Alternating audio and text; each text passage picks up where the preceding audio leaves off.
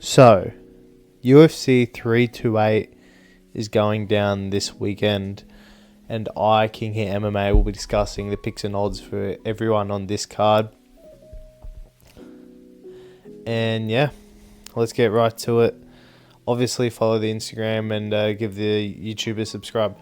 The first fight we're going to be talking about is Clayton Carpenter versus Jose Ochoa. Clayton Carpenter's just looked a bit like a victim, while in the UFC. I know he's 2-2, and yes, he's a good submission artist. But to be fair, he's not losing to bad opponents. He's on a 2-fight losing streak. He lost to Ulanbekov and then to Jafel Filo. Jafel Filo had a terrible performance in his last fight, while Jose Ochoa, the only two people he's lost to in the UFC are the top 8 in flyweight. And, I really rate those, he had a decent fight with Lonnie Kavanaugh, man, and Nasu Amabayev. He beat Cody Durden. Cody Durden sucks, we all know that. But I'm going to choose Jose Ochoa. Clayton Carpenter just hasn't impressed me at all.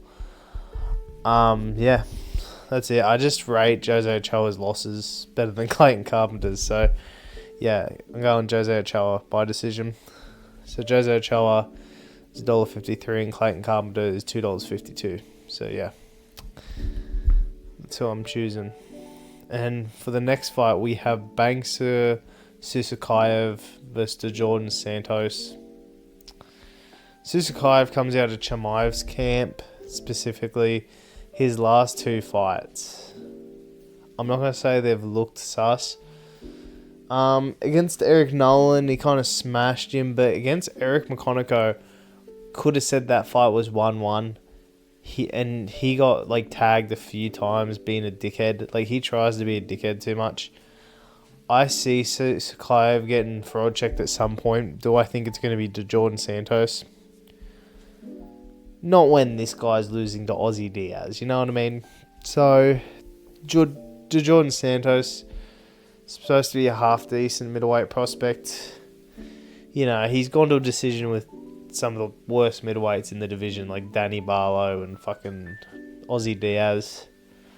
I think Susakayev should get it done.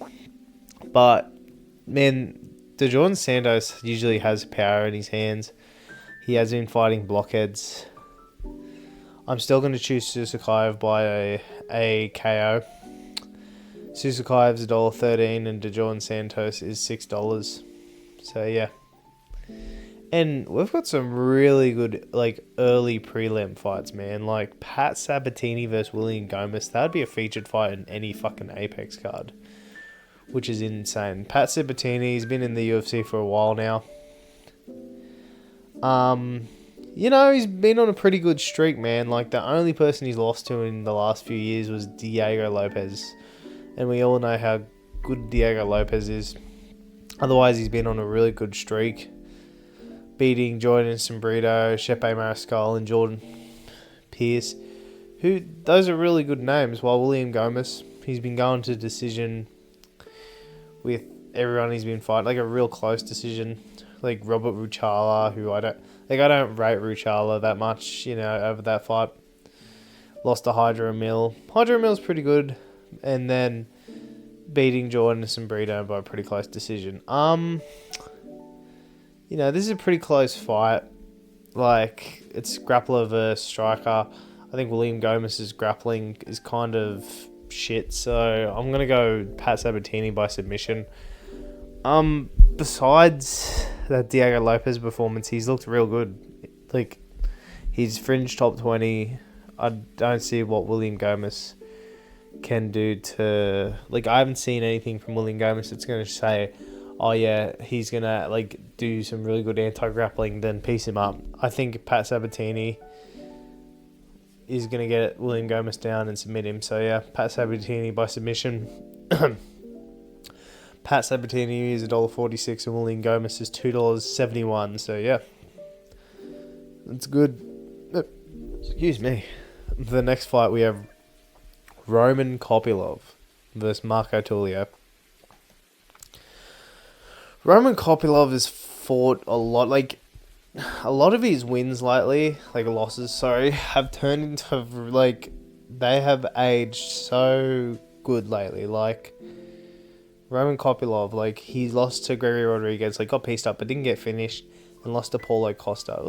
Both those guys are, like, top of their divisions. Like, Paulo Costa just knocked out Mirzakhanov, and Gregory Rodriguez is going to be in the top he'll probably be in the top 6 at some point, so those aren't terrible losses. And Marco Tulio, I think he's a little bit overblown. Like,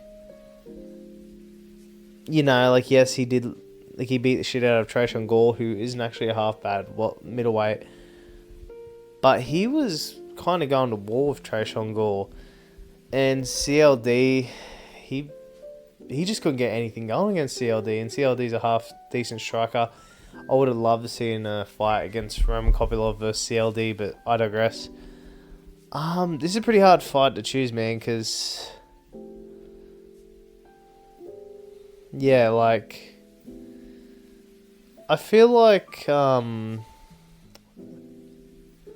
Kopylov's just his, like, work, like, just his opponents, his, like, his work rate of fighting.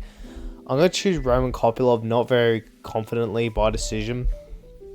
I think he's just been fighting way better competition, and it's going to show him in this fight. So, yeah, I'm going to go Kopylov by decision. I know Marco Tulio got beat in his last fight, but I think Roman Kopylov's experience is going to show. Roman Kopylov's $2.66 and Marco Tulio's $1.50. So, yeah. And for the next fight, we have Jim Miller versus Jared Gordon. Jim Miller, man, fucking just a vet of the UFC. Been on a bit of a win-loss streak. That Chase Hooper loss has looked not so great, but the King Green loss is not too terrible. You know, like, anyone can submit Damon Jackson, but he got out-grappled by Chase Hooper. Otherwise, he was on a 5-fight winning streak. Like, arguably, we could have gave him someone in the fringe of top 25. But then Chase Hooper obviously stopped him. Then we just saw Chase Hooper get done by a debutant. So, yeah, man. And Jared Gordon, he's been a bit of a win-loss fighter lately, but that last, you know, Rafa Garcia is arguably top 15 opponent, like, lightweight. And he got robbed against Nasrat Haqparast, which, you know, Nasrat Haqparast gives a tough fight to everybody except Quill and Southfield, because he owns a bakery. I'm going to choose Jared Gordon. I think Jim Miller's 42 years old. I know we shouldn't put age into this, but I think Jim Miller's just started to look slower and slower in all his performances. And I think this might be his last fight, because he wanted to get to 50 fights. And this, if I'm not wrong, this is his 50th fight. And I think Jared Gordon's, like, striking is just so much better than Jim Miller's, and he can keep it on the feet with his wrestling. So, yeah, I'm going to choose Jared Gordon by a decision. Jared Gordon's $1.30 and Jim Miller's $3.55. So, yeah. And for the next fight, we've got Grant Dawson versus Mateusz Rebecki. Now, this is interesting matchmaking, because if you look at these guys' record, like, it's not what it says it is. Like, we'll start with Grant Dawson, you know. Manuel Torres, like, fucking finished every single person in the first round, or has gotten finished himself. But he's beaten Diego Ferreira. It's not Rafa Garcia, is it? He beat Rafa Garcia by KO. That's insane. And Joe Solecki. And Mateusz Rebecki, now, I know his record says he's on a 2-fight losing streak, but those are two top 20 lightweights. Then he beat Miritech Orobai, which is such a great win. It's aging so well. Here's the thing. I saw like a lot of defense from Matush Rebecki. Like I saw a lot of nice anti-grappling. But is it enough to keep Grant Dawson, like, because otherwise I think Matush Rebecki would finish Grant Dawson. See, this is a proper 50-50 fight.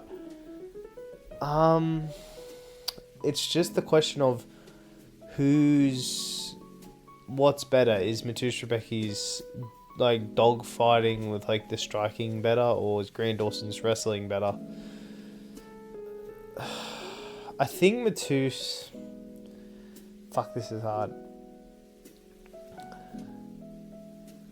I've just seen more losses than wins as of late with Matush Rebecki, and he seems to gas out later in the rounds. So I'm going to go towards Grant Dawson, not a confident pick once again.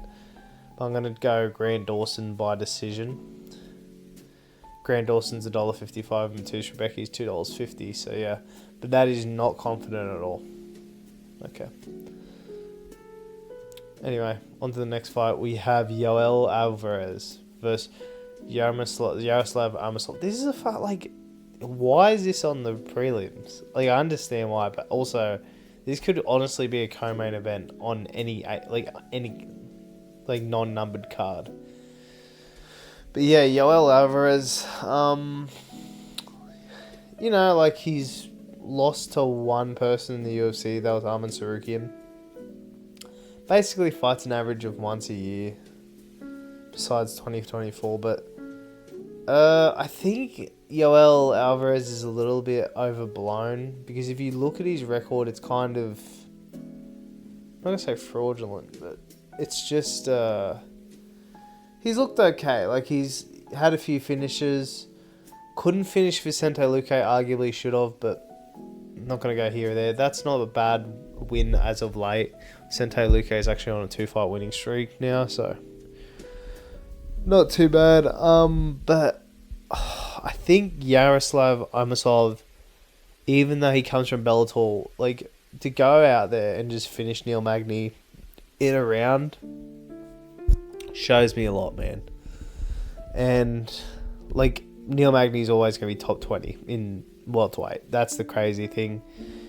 If you pass the Neil Magny test, it just shows me that you are ready for the top welterweight. So I'm going to choose Yaroslav Amosov by a submission. I think he is that good, man, because I've just seen what he can do. He's got good hands, good grappling. He was tagging Neil Magny on the feet. Now, I know everyone does that, Neil Magny, but yeah, I think Yoel Alvarez's record is just a bit overblown. So, yeah. Yaroslav Amosov is $1.50 and Yoel Alvarez is $2.50. So yeah, those are those odds. And for the next fight, we have Nuclear Bomb versus Coughing Baby. Like, what the fuck are we doing, man? Like, what is this matchup? Why isn't Taber Gautier getting named opponents?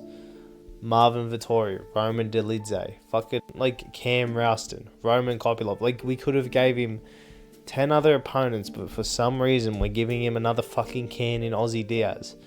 Now, a lot of you might say, oh wait, Aussie Diaz, he's fucking, like, he's 1-1 in the UFC, for fuck's sake. Anyway, Taber Gautier has finished every opponent except Pulev. Pulev actually showed some weaknesses in Taber's game, like very like one-dimensional striking. And a little bit of he didn't actually gas out too bad, but he still had some gassing issues. And for Aussie Diaz, he lost to Zhang Ming Yang. No shame in that. Lost by KO, but he barely beat Jordan Santos, and he's on the undercard of this fight night. So I'm choosing a Taber by a first round slime out. And yeah, there's no other way to put it. The Taber Gautier is $1.05 and Aussie Diaz is $9.20. Just no reason for this fight, just another fucking reason to pad a Taber's record. And for the next fight, at the start of the main card, have King Green versus Jeremy Stevens. Why do we have Jeremy Stevens back in the UFC? Like, he's got to be one of the worst. Like, I know it's to pad Bobby Green's record, but King Green. But like, I don't know what we're doing, bro. King Green has been in the UFC for nearly 10 years. Had a really good win over Lance Gibson Jr. That win's actually looking not too bad of now. And he KO'd Daniel Zellhuber. I think Zellhuber's a bit of a fraud after he got showed levels. And Jeremy Stevens, he hasn't won. He has not won in so many years in MMA. It's just insane why we're bringing back losing fighters to the UFC. I just don't understand it. But yeah, Jeremy Stevens hasn't won a fight since, let me see. Oh my god, Josh Emmett in 2018. No way, 8 years. Yeah, I'm choosing Bobby Green by KO. I think he's going to KO him in the first round. King Green is $1.30 and Jeremy Stevens is $3.70. What a surprise. Alright. For the next fight, low-key fucking, like, this is just crazy that this is on the fucking main event and not, like, main card. It's not even main event. Sean Brady versus Joaquin Buckley. Now, I really like this matchmaking. I think it's like how good is Sean Brady's grappling and how good is Joaquin Buckley's striking. Sean Brady was basically like ready for a title shot, but decided to take on Michael Morales and got slimed out in one round, which was very interesting because like we just got shown that like Sean Brady's striking is not really all there. And Joaquin Buckley, he lost to Kamaru Usman by a smudge decision, but was outpiecing him up in like the latter end of the fight. Otherwise, he's been on a tear in the welterweight division, man. Like a proper fucking tear. So yeah, he's been just out striking and he knocked out Wonderboy. That's a really impressive win. Doctor stoppage. Colby Covington. Well, oh no, he didn't. The ground and pound stoppage. And he beat Ruziboyev, who's a really good fucking fighter as well. I think the list of Joaquin Buckley's wins have looked super impressive. I think his striking, I think Buckley's grappling can improve way better than Sean Brady's striking can in that amount of time. So I'm going to choose Joaquin Buckley by a KO to TKO. I think Joaquin Buckley, he's got that experience. He said he's working on the grappling. He says he's he's ready for Sean Brady, basically. I believe him, man. I totally believe him. So I'm going Joaquin Buckley by TKO in the second round. Joaquin Buckley is at $2.50 and Sean Brady is $1.55. So yeah, banger matchmaking. And for the next fight, we have Alexander Volkov versus Waldo Costa. Fucking another cracker.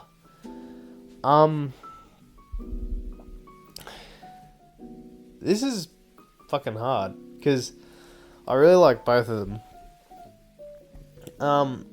Alexander Volkov has been just surprisingly outstriking everyone. He has been outstriking everyone on the feet. Has a grappling problem, which is weird because I remember Alexander Volkov back in the day used to be a decent grappler. But he's been outstriking every single person on the feet as of late. Outstruck Jailton Almeida, robbed him, but fuck Almeida. Got robbed by Cyril Gane, should have got the interim title shot. Should have got the title shot, not interim title shot. And outpieced the shit out of Sergey Pavlovich. So yeah. Waldo Cortez Acosta, his list of fucking how active he has been and how he's a very powerful guy. What we saw Shamil Gaziev on the weekend, how many shots he was taking, super impressive that Waldo did that in one shot basically. So that really impressed me. Dropped Derek Lewis with the jab. I know it's not prime Derek Lewis, but he fucking dropped him and made him quit.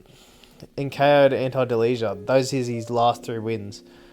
Lost to Pavlovich, but there's no shame in that. But yeah, man, Waldo Cortez Acosta has been looking good. both these guys are really fucking good, and this is a number one contendership fight. This is crazy, crazy matchmaking. Pretty hard fight to determine, but I think I've got to go with Waldo Cortez Acosta. I like his list. I like how active he is. I like how powerful he is. Reminds me of a Derek Lewis, but he's a lot more faster and he's a lot more clean with his boxing. I think he can hit the chin of Alexander Volkov. I think we've seen many times Volkov go down.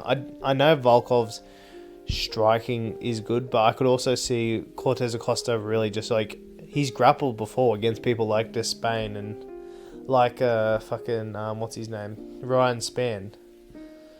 So, yeah, man, I think Waldo Cortez Acosta is going to come in there and out-grapple and TKO Alexander Volkov. So, yeah. Waldo Cortez Acosta is $2.40 and Alexander Volkov is $1.50. So, yeah. That's that fight. I'm choosing WCA. And for the co-main event, we have Joshua Van versus Tatsuro Taira. Now, I like Joshua Van. Okay? There's no fucking hate against him for Pantoja. I'd be celebrating as well if I was... I'd be celebrating if, like, I won the title for free as well. Like, let's be honest. But,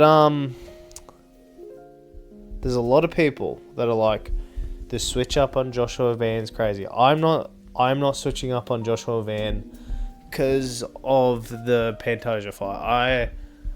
I always thought Tatsuro Taira's grappling style is a bad matchup for Joshua Van's like boxing. Like the type of sprawls he does is for mainly key wrestlers. If you look at Tatsuro Taira's grappling, it's more trip based wrestling.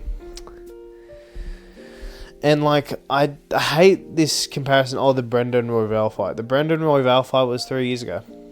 Was it not? Or am I fucking retarded? Like, the Brandon Royval fight was so many years ago. Like, let me get it up here. Just fucking... It pisses me off, because if we look at this, okay. So, Tatsuro Taira versus Brandon Royval. October 2024, so 2 years ago, right? 2 to 3 years ago. And we're still, like, yes, Brandon Royval is tactically... That's a 2-3 fight, too. That's what a lot of people forget. Submitted Hung Sung Park and beat the shit out of Brendan Moreno. And mind you, that's not a great Brendan Moreno, but still. And people forget about the Brandon Royval fight. That was 1-1. Brandon Royval was winning that fight until he got dropped into that. Now, am I going to say Tatsuro Taira is going to outstrike Joshua Van? No fucking chance. But I think Tatsuro Taira's grappling, like what we've seen a lot of these grapple heavy guys just dominate lately. Islam versus JDM, Charles versus Max. Tatsuro Taira like could do this to Joshua Van. This is what I've been saying. And Hamzat versus Sean Strickland. This is what we could see, man. I'm just saying. But this is what I'm seeing. I'm seeing Tatsuro Taira is going to smudge wrestle Joshua Van for the title and bring Japan the title home. I think Tatsuro Taira will eventually tire Joshua... I think he's going to tire Joshua Van now. I think that's what a lot of people don't understand about this. Now, if, example, Tatsuro Taira can't get Joshua Van down, well, he's fucked because his striking is not up to par of Van. But I think Tatsuro Taira is smart enough that he's going to put his grappling to the... fuck me. I think Tatsuro Taira is going to win by submission in the third or fourth round. I think his grappling is that good. It's just that little bit better than Joshua Van's boxing. So, yeah. Tatsuro Taira is the favourite, which is actually surprising. $1.60. Joshua Van's $2.40. So, yeah. That's my pick. And for the last but not least, the main event, we have Hamzat Chimaev versus Sean Strickland. How is this a close fight?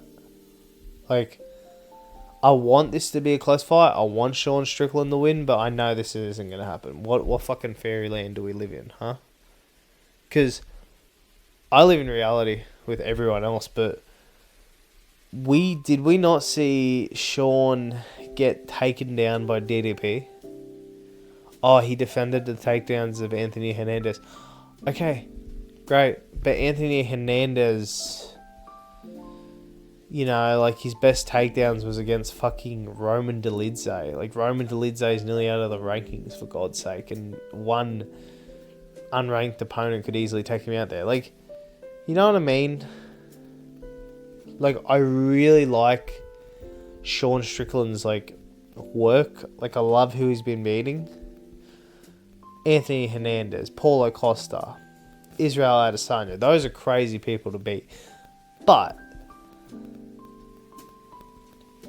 got outstruck, got out-grappled by DDP. Now, styles make fights, but the out-grappled part especially makes it. Especially what we've seen Khamzat Chimaev do. I hate Khamzat Chimaev. I despise this guy. But I can't just overlook what he's done. Like, what he did to DDP was so fucking impressive. Even though Robert Whittaker was apparently injured, to fucking, you know, like, do that to Robert Whittaker and break his jaw is crazy. And to out-grapple Kamaru Usman. Now, I know this is 2023, this 3 years ago. Kamaru Usman, who's one of the best wrestlers in welterweight. It's just insane to me, you know what I mean? So, I don't have any other prediction except Khamzat Chimaev by submission, first or second round. I hate it because more than likely everyone's going to get hyped. And then we're going to see Strickland get choked out in fucking 2 rounds. You know what I mean? Like, but yeah, that's my predictions for this video. Overall, this is a fucking cracker card.